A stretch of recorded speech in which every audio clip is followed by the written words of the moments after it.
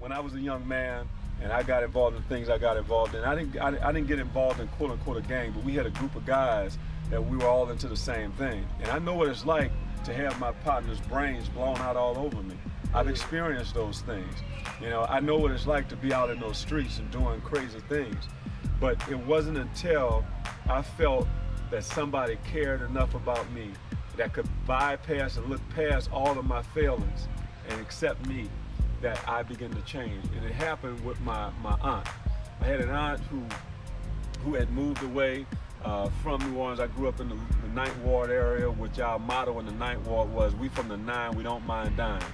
And so I moved from, my aunt had moved out of that area, and she had become a principal of a school up in Washington, D.C. And she came down to New Orleans and found out that her nephew had dropped out of school, that I was doing drugs, that I was doing all these crazy things, and she came to speak to me. Now, everybody in my life who loved me would always put a but on the end of the love. They would say, "I love you, but you need to stop doing this. I love you, but you need to get in school. I love you, but you need to stop doing drugs." And I got tired of hearing the but. The but, I wanted them to just get their butt out of my face. And so what happened was, she came to me, and I never forget, I stood there and she looked at me and she said, she said, "I love you." And I was waiting for her to say but, because that's all I would hear, but. And buddy, if you know anything about but eliminates everything you just said prior. In other words, I love you, but now this is the contingency on my love. And there's a string attached.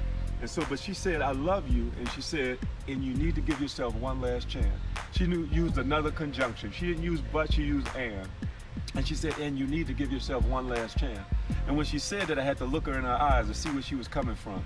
And she began to share with me her life and how hard it was for her growing up in that same Ninth Ward area, but how she came up out of it. And she shared with me that she loved me and that she understood what I was going through, and that I needed to make a decision to give myself another chance to have success in my life. And at that moment, I decided to accept that. My friends who didn't accept it, because she spoke to all of us over time, my friends who didn't accept it, they all died. They all wound up in prison, died, was killed. And the ones who decided to change, they're married, living good lives. And I was one who decided to change. So I want to tell you right now, give yourself one last chance. You don't have to go out the way that you're going. There's another alternative. And I want to encourage everybody who's listening to this, and your life is all right, to find a way to create those opportunities of love and acceptance for young people in your community. You know, gangs is a serious thing. But the reason why we have gangs is because young people are looking for acceptance. They're looking for somebody to say, "You all right." And if the only person that's telling them that they're okay is the gang member, well, that's what they're going to be with. You know, some young men get involved in athletics because the coach and the other teammates, the crowds are applauding them and giving them that self-esteem building appreciation. And so gangs just basically fill the gap and take in those young men and young women who aren't receiving any kind of affirmation. They're not receiving affirmation from their fathers or mothers, because they're gone and they're doing their thing and they're caught up and working super hard. You know, some parents are just so bogged down, especially nowadays with the economy being the way it is, so bogged down in trying to work to keep food on the table that they don't have even the energies to show in other ways the love that they have for their children. And so one of the great things that we have to do is to find ways to help young people realize that they don't have to go to a negative to receive the positive that they desire.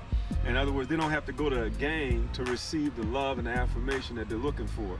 And so we have to begin to build within our communities opportunities for young men and women to receive the love and the affirmation, that confirmation that every young person needs. Every young person wants to know that they're okay.